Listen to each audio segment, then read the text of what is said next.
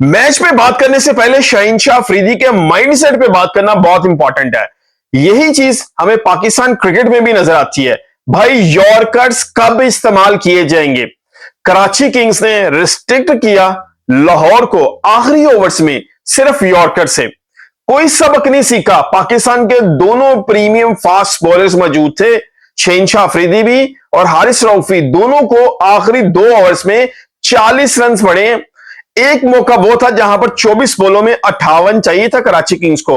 लगा कि नहीं हो सकेगा क्योंकि उस वक्त इरफान खान न्याजी क्रीज पे मौजूद थे और खुशदिल शाह, और लगा नहीं था कि इतनी आसानी से कराची जीतेगा। लेकिन इरफान खान न्याजी ने भरपूर फायदा उठाया इनकी बेवकूफ बॉलिंग का। अच्छा, अब इसके बाद शहीनशाह अफरीदी बिल्कुल मैच हारने के बाद जब जैनब अब्बास से बात कर रहे थे तो कहते हैं कोई मसला नहीं, हम मैच हार के हम टूर्नामेंट से बाहर नहीं हुए। मतलब ये वही माइंडसेट है, ये वही बात है जो अजहर महमूद ने कही थी जब न्यूजीलैंड में पाकिस्तान हारा था कि भाई साहब हम एक सीरीज आ रहे हैं, हम किसी बड़े टूर्नामेंट से बाहर नहीं होंगे। मतलब ये ना अजीब लॉजिक पेश करते हैं। बजाय इसके कि अपनी गलती को तस्लीम करें, बजाय इसके कि एडमिट करें हमसे गलती हुई है, हमें देखना पड़ेगा, ये इंपॉर्टेंट मैच था, और ये जवाब पेश करना कि जी हम टूर्नामेंट से भी बाहर नहीं हो गए, ये मैच हम हारे लेकिन टूर्नामेंट से बाहर नहीं हुए। यार ये अजीब स्टबर्न किस्म का एटीट्यूड है। ये जब तक पाकिस्तानी प्लेयर्स में से बाहर नहीं ना निकलेगा तब तक ये लर्न नहीं करेंगे। इनका सीखने का प्रोसेस डेफिनेटली रुक चुका है। यही स्टबर्ननेस हमें नजर आती है बाबर आजम में, यही स्टबर्ननेस नजर आ रही है आजकल मुझे मोहम्मद रिजवान में, और यही शहनशाह अफरीदी में भी रिफ्लेक्ट हो रही है। मतलब अपने आप को गेम से बड़ा समझना शुरू हो गए हैं। ये एक गेम हारना इनके लिए कोई मायने नहीं रखता। जितने भी लाहौर कलंदर्स के फैंस हैं जो सपोर्ट करते नजर आते हैं लाहौर कलंदर्स को, या उनकी जो टीम है, जो मैनेजमेंट है, जो वो सारा एक प्रोसीजर चलता है, मतलब उनके लिए कोई मैटर नहीं करता एक मैच भी हार जाना, और वो भी एक क्रूशियल स्टेज में मैच आ रहे हैं जहां पर ये अगर जीतते तो ये पहले टॉप पे आ सकते थे टेबल में। अभी ये चौथे नंबर पे चले गए हैं। मतलब अभी क्वालिफिकेशन में 9 मैचेस जीतने के बाद भी इनके अभी 9 पॉइंट्स हैं, जबकि पिशावर जलमी के 3 मैचेस अभी पड़े हुए हैं। अगर वो भी जीतते हैं तो वो भी ऊपर आ सकते हैं। तो बड़े चांसेस हैं अब लाहौर और पिशावर के दरमियान के दोनों में से कौन क्वालिफाई करेगा। ये पूरी दुनिया को समझ आ रही है। इस पिच पे कराची ने बताया है कि अपने आखिरी ओवर्स में देखें, 8 ओवर्स में मोहम्मद नईम ने आउटस्टैंडिंग इनिंग खेली। अब 8 ओवर में 92 पे खड़े हैं, ठीक है। उसके बाद आपकी एक विकेट गिरी हुई है, बारिश हो गई है, आपको पता चल गया कि भाई हमें मजीद जो है ना 6.5 ओवर्स पड़े हैं। अब इन 6.5 ओवर्स में आपने किस तरह की इनिंग्स खेलनी है। मतलब अब्दुल्ला शफीक, फखर जमान, मोहम्मद नईम, ये 3 बैटर्स हैं जो डबल फिगर में गए। इसके बाद जो भी कोई बैट्समैन है वो डबल फिगर में नहीं जा सका। फिर उसके बाद, और ये वजह क्या थी? ये वजह थी जो ब्रेनफुल जो बॉलिंग थी ना कराची किंग्स के बॉलर्स की, वो वजह थी जो उन्होंने यॉर्कर्स किए। यही कमी हमें नजर आती है पाकिस्तानी टीम में भी। इसी तरह हमें चैंपियंस ट्रॉफी में भी ये कमी नजर आई थी, इसी तरह हमें न्यूजीलैंड टूर में भी नजर आई थी। और यही चीज रिफ्लेक्ट कर रही है कि भाई साहब सेंसलेस बॉलिंग करेंगे तो इसी तरह मार पड़ेगी। मतलब इतने क्रिकेट खेलने के बाद इनको यह समझ नहीं आ रही कि इस पिच पे अगर यॉर्कर किया जाएगा तो वो बेहतर है। और इसी तरह कराची ने आपको रिस्ट्रिक्ट किया है, वरना ये रन हो सकते थे 180 तक चले जाते, लेकिन कराची ने रिस्ट्रिक्ट किया आपको 160 पे, और वहां पे आपको डीएलएस मेथड के मुताबिक 168 पे टारगेट दिया आपने कराची किंग्स को। और आपने एक बॉल किया हारिस रऊफ ने यॉर्कर में, और वहीं पे सिर्फ 1 रन मिला, और उसके अलावा जहां पे भी बॉल कर रहे थे 1-2 छिक्के पड़ते रहे। मतलब 2 प्रीमियम आपके फास्ट बॉलर्स को अगर 2 ओवर में 40 रन पड़ जाए 168 चेस करते हुए, तो बताइए क्या सूरत हाल होगी। और ये कोई डिफरेंट नहीं था, पाकिस्तान टीम में भी खेलते हुए इनके साथ यही होता है कि भाई जब यॉर्कर है ना वो मेन आपका हथियार है किसी भी फास्ट बॉलर का। एक तो लाहौर कलंदर्स से एक तीसरे मेन फास्ट बॉलर के अलावा जा रही है, ये भी नुकसान उठाया। लाहौर में हमने देखे तकरीबन हर टीम ने 3 से 4 फास्ट बॉलर लेके चल रही है वो, और लाहौर कलंदर्स के बाद 2 मेन फास्ट बॉलर्स थे। फिर डैरल मिचेल को जब इंट्रोड्यूस करवाया, उससे इंपॉर्टेंट विकेट लेके दी 7 विकेट, जो उस वक्त बड़े सेट नजर आ रहे थे और अच्छा इंप्रोवाइज कर रहे थे। उसके बाद उसको हटा दिया। भाई जब वो विकेट ले रहा है और उसने रन्स भी कंटेन कर दिए, एक ओवर में उसको 2 रन्स पड़े, उसने 1 विकेट भी लिया, तो भाई उसी से दूसरा ओवर भी करवा लेना चाहिए था। तो वहां पर अगर आपको मजीद 1 विकेट मिल जाता या मजीद वो कंटेन कर जाता तो डेफिनेटली सिनेरियो बहुत हद तक लाहौर कलंदर्स के फेवर में जा सकता था। लेकिन स्टबर्ननेस मुझे नजर आ रही है, बहुत ज्यादा जिद्दीपन नजर आया मुझे शहनशाह अफरीदी की सोच के अंदर। मतलब यार अजीब एटीट्यूड है ना कि भाई हम हार नहीं गए, हम टीम से जो टूर्नामेंट से बाहर नहीं हो गए, हम ये नहीं हो गया। मतलब क्या मतलब किस किस्म की बदतमीजी है? समझना चाहिए भाई, आपके ऊपर बड़ी जिम्मेदारी है। आपको ये कहना चाहिए जी हमने फैन को मायूस किया है, हमें ये मैच जीतना चाहिए था। और लाहौर क्लाइंस बहुत हद तक इस कंडीशन में था ये मैच जीता।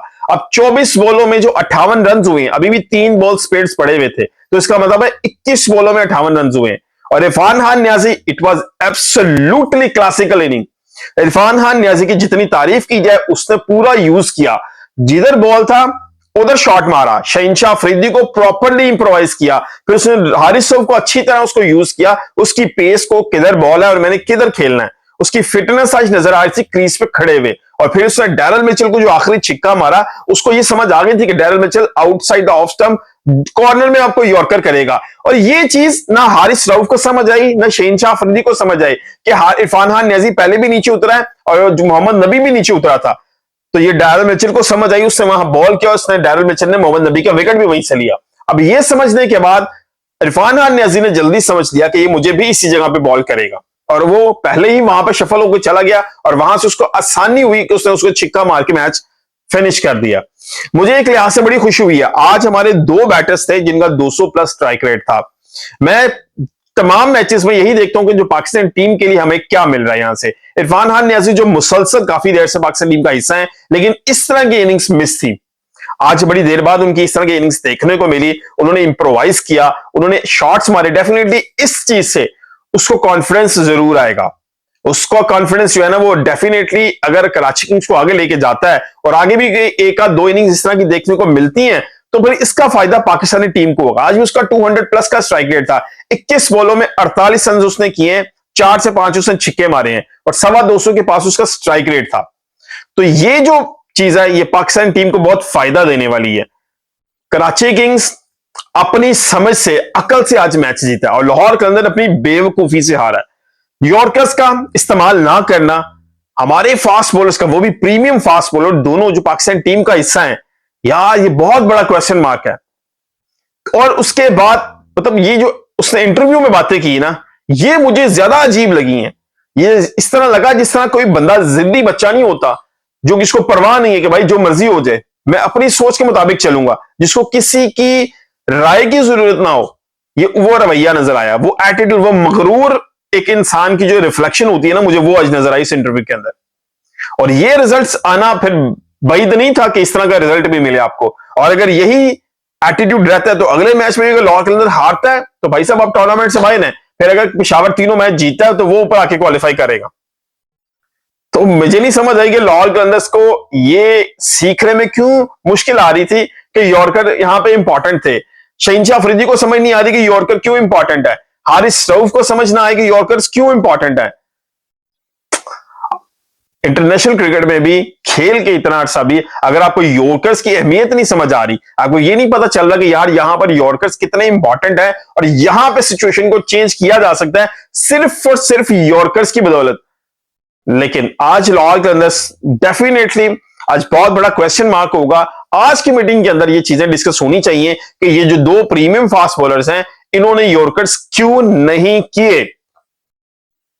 तो मेरा ख्याल है बेहतर होगा कि लाहौर के अंदर नेक्स्ट टाइम बेहतर कर सकेगी। लेकिन आज मोहम्मद नईम ने बहुत आउटस्टैंडिंग इनिंग खेली और उसके बाद इरफान खान न्यासी बहुत मुबारक के मुस्तहिक हैं। आज उसने बड़ी आउटस्टैंडिंग इनिंग खेली है और कराची को ओवर द लाइन लेके गए, जहां पर बड़ी इंपॉर्टेंस थी कि इस विक्ट्री की कराची के लिए। और सिचुएशन भी बहुत हद तक जो है ना लाहौर कलंदर्स के फेवर में थी। 24 बॉलों में 58 रन करना, ये पाकिस्तान के जो मिडिल ऑर्डर का मसला है ना, मुझे सॉर्ट आउट होता नजर आता है। कुछ अच्छी चीजें नजर आ रही हैं हमें, जो है खुशदिल शाह की तरफ से भी। प्रीवियसली मुझे इतना जो है ना इन पे इतबार नहीं था, लेकिन लिटिल जो है ना प्रोसेस जो है ना थोड़ा सा जो प्रोसेस है वो बेहतर होता हुआ नजर आ रहा है पाकिस्तान के मिडिल ऑर्डर के हवाले से। लेकिन ये फिर अपने आप को किस तरह इंटरनेशनल लेवल में पे जाके एडजस्ट करेंगे, ये बड़ा इंपॉर्टेंट होगा। जो हुसैन तलत है उन्होंने भी बहुत आउटस्टैंडिंग इनिंग्स खेली है इस्लामाबाद की तरफ से, सॉरी पेशावर की तरफ से। तो पाकिस्तान की जो मिडिल ऑर्डर की चीज है ना वो कुछ बैक कोई मजबूत होती नजर आ रही है, कुछ चीजें नजर आ रही हैं जो कुछ पॉजिटिव साइंस हैं पाकिस्तान क्रिकेट के लिए। लेकिन आज लाहौर के अंदर बहुत ही डिसअपॉइंट, कप्तानी मुझे बड़ी डिसअपॉइंटेड लगी, बॉलर्स की सोच बड़ी डिसअपॉइंटेड लगी। जो यॉर्कर्स का इस्तेमाल ना करना बहुत बड़ा क्वेश्चन मार्क है। लॉर्ड की बॉलिंग लाइनअप पे। आपकी क्या राय कमेंट में जरूर बताइएगा। मिलते हैं किसी वीडियो के साथ, अपना बहुत ख्याल रखिएगा। अल्लाह हाफिज।